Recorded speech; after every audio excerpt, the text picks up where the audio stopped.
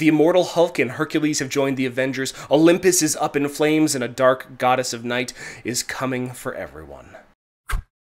What's up, everybody? I'm Stan, and welcome to Detail Comics, where we go over comics in detail. This is going to be an irate review, the show where I go over a comic book, its story, its art, give you my impressions, and let you know whether it's something you need to go back to the comic book shop for or not.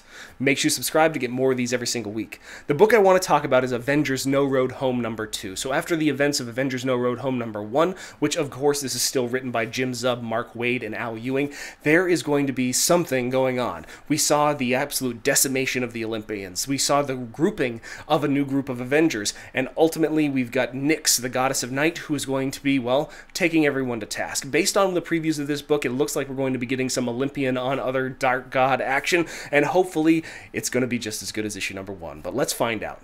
As we continue with Avengers No Road Home #2, written by Jim Zub, Mark Waid, Al Ewing, and with art by Paco Medina, we actually get a bit of a history lesson. As things open up, we witness Voyager and the Challenger at the edge of space in the far shore, witnessing the actions of the various heroes throughout the multiverse. Specifically, this is his prison, which was the conclusion of Avengers No Surrender. But at that time, a shockwave ripples throughout the universe, impacting the Challenger and catching the attention of Voyager as Olympus comes under siege. And who is at their doorstep? None other than Nyx, the goddess of night, as well as her children, the people that she's brought, these dark gods that are here to aid in her ascension to the top of the mountain. And while Zeus and the rest of the immortals have been at play for the last few centuries, being unworshipped, Nyx feels that this is much further below them than necessary. Zeus commands Hermes to run off and try and find aid, while Hypnos, a dark god, comes, stabs him through the chest, leaving him incapacitated and dead. And the rest of his children fall one by one. We see Artemis, Athena, Apollo bursts onto the scene shining in light,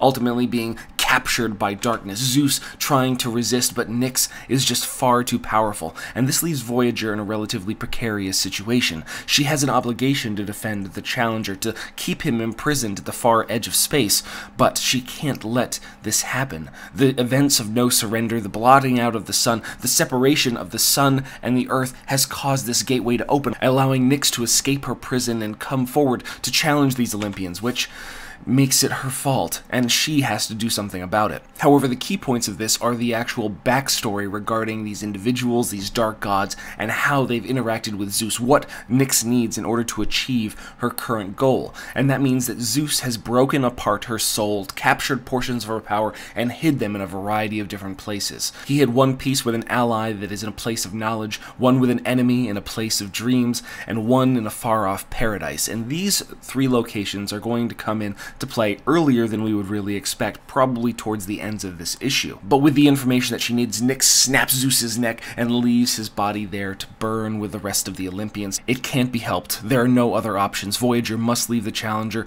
which is again a bit of foreshadowing as to what might happen by the end of this story. But now we jump back into the current confrontation as this ragtag group of Avengers goes up against Nyx. And this voiceover that's being provided is all about how Hawkeye, a man without any kind of superhero powers, without any kind of special abilities, stands toe-to-toe with Iron Man and Thor and Hulk and the rest of these great heroes of Earth. How does he do it?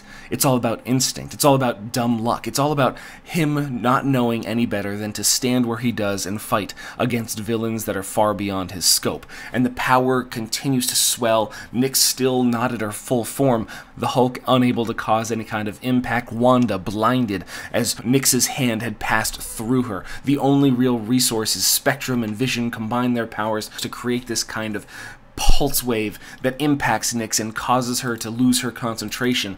But that's when they realize it's not just about Nyx, it's about the children, the other dark gods that assaulted Olympus. Where are they? She sent them out to find the various parts of her soul. They need to leave now. But speaking of distraction, during this voiceover, we actually see Clint Barton caught in his own misery, his own inadequacy. Everything about what he's done and everything about what he lacks is currently being enhanced by this dark god, this kind of slithery, slimy, lizard-like, dark-tongued god of misery that is implanting these ideas. Your skills are worthless, as is your courage. You are worthless. You have no chance at all. And that's when he actually gets sapped up by one of Voyager's portals. He gets broken out of this spell, but it leaves him in a place that he's not familiar with. He wakes up. Clint Barton wakes up inside this hospital bed. He's calling for Wanda. He's calling for Vision. He doesn't know where he is. He's trying not to panic. He's putting everything together. What are the things that he can really count on? But when he goes to feel for his surroundings, there is one thing that he notices. His right thumb is missing. He's currently inside a hospital bed, and he cries out for anybody. One of the most important things to him, his ability to use his arrows, his ability to even act on his instincts, has now been taken from him. And as he lies there inside the hospital bed, contemplating what he actually is good at. And he's told some tall tales in his past, fueled by a little bit of gin. He told somebody that Clint Barton just happened to be the luckiest man on Earth. That was his real power. But eventually, your luck runs out, as the Immortal Hulk pulls back the curtain, looms over the man, and tells him it's time to settle up for killing him in the first place. And that's where we end issue number 2 of Avengers No Road Home. And the interesting thing about this is that given the mind state of Clint Barton, as well as the demonstration or the description that Zeus gave of the places where he stored the soul shards of Nyx, I have the impression that this is going to be that kind of dream realm where he stored the soul shard with an enemy. And this is how Clint is being transported into this particular realm. He needs to come to the realization that this isn't his actual surroundings. He doesn't actually have a missing thumb. This is just the worst things about his life that could be possibly realized. He's alone, he's in a hospital, he doesn't have his skills, and the worst fear is that the retribution comes from his actions that he doesn't think about, that he just does on an instinctual basis. He was doing something loyal for a friend, his friend Bruce Banner, and he considered the Hulk possibly a monster, an ally at times, but ultimately somebody that we were better off without, which is why he executed the plan to execute the Hulk. And this is everything coming crashing down on him, trying to crush him inside this dreamlike state. But that is just a hypothesis.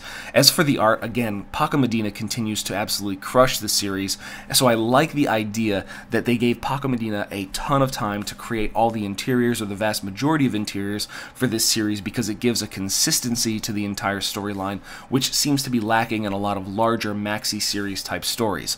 The ability to write this out, execute it, and take things in over time is a welcome addition to any Marvel book. Overall, Avengers No Road Home continues to be a relatively isolated event, but I'm excited to see where this goes because it continues to be non-stop style action. It's just got its foot to the floor, and without necessarily taking its foot off the gas, it continues to world build and give you a lot of things to anticipate in the next issue, even though it's only coming next week. But I want to know what you guys think too, so hit me up in the comments down below and we can start that conversation. As always, if you like what you see, hit the like button. Don't forget to subscribe to get more news, reviews, and commentary on comic books, comic book movies, comic book TV shows and games, and anything and everything inside the world of comics.